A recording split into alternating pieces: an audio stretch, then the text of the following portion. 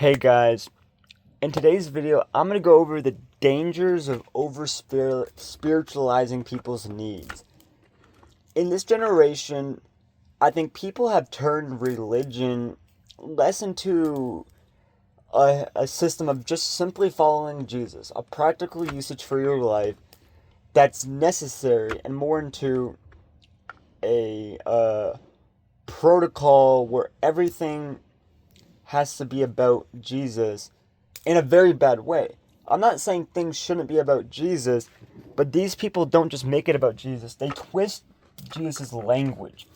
They twist the system of Jesus and make everything about Jesus in a wrong way. They're like the Pharisees, for example. The Pharisees made it all about the Bible, obviously. They made it all about rules and regulations. You can find rules and regulations in the Bible, obviously, but they heavily exaggerated what the rules were and what you should do just to fit their own agenda. And it was not the agenda of Jesus Christ, it was the agenda that could fit their own system. So I think as a believer, we need to be really careful on this. There's an example. I seen a YouTube video by a guy. His name is Inspiring Philosophy. You can want If you want, you can go subscribe to his channel. He makes really, really great videos. And he made a video about over spiritualizing people's needs and how it's bad. And he was talking about depression. Well, obviously, I think when you take a look at depression, sometimes depression is not a spiritual issue. And you're probably wondering, what do I mean by that?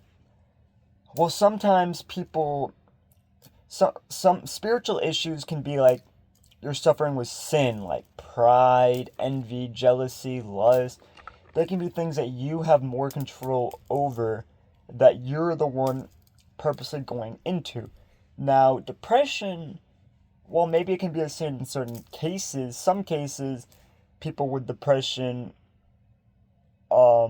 don't necessarily choose to have depression. It's just a natural emotion, natural thing that's happening, and it's, I think, a chemical imbalance in their brain. And I can even, there's some scripture on this in the book of Elijah. Elijah was depressed, and instead of God giving him a lecture or a sermon about what he needs to do better, he gave him food, he gave him water, or he just gave him stuff to, that is necessary to help him. And sometimes that's what people need. Because even Jesus in the Bible talked about feeding your sheep. And this could be spiritual, obviously spiritual food like lectures and sermons and stuff, but it could also be physical food.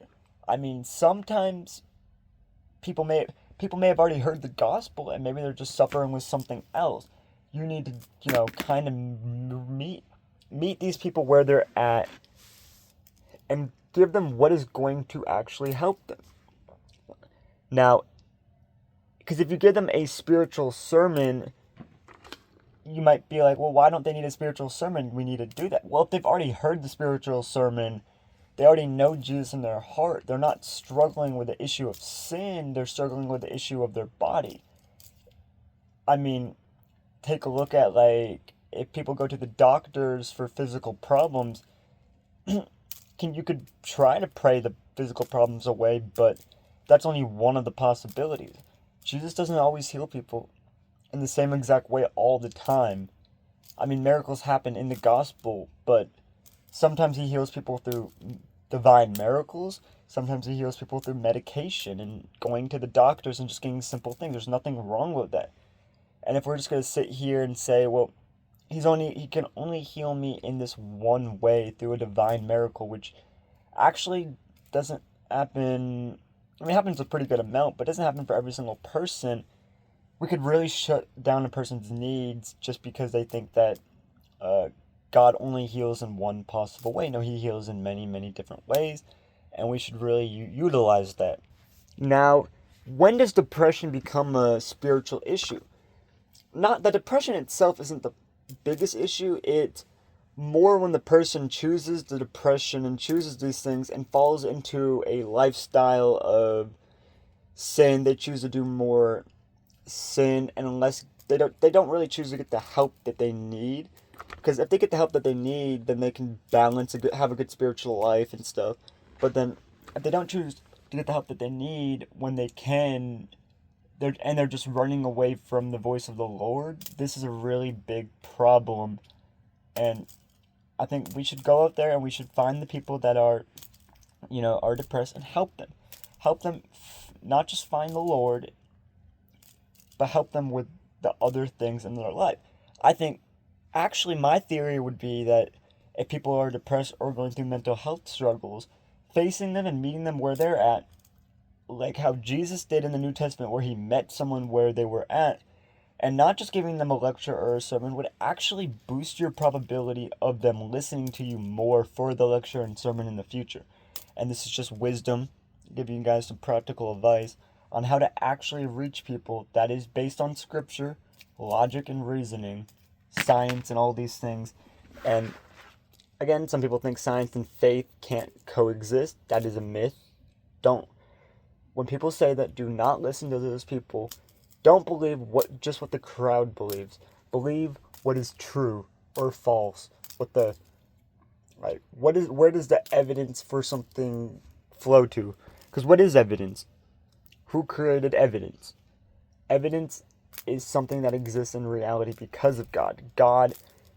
It's a system that logically, in every single case and scenario, evidence is a very real thing. Jesus talks a lot about evidence. Evidence is all over scripture too. Believers rely on evidence all the time. It's not that we have faith in the evidence, but we trust in the evidence in an intellectual way. We know that there is evidence. We know that every single claim, no matter what it is, has evidence / justification for that claim. And I wanted to bring up the second point because I know a lot of people that just do not care about evidence and think faith and science can coexist, which is just somewhat of a delusional belief altogether. Like, they don't spend the time thinking at all, and they get caught in the crowd. And I don't hate these people. It's just really damaging, I think, to people's beliefs about anything. And we should prioritize better reasoning. And it's just, I think this generation specifically has a lot worse reasoning than prior generations. And that is it for this video, guys. Thank you for watching, and I'll see you in the next video. God bless and peace out.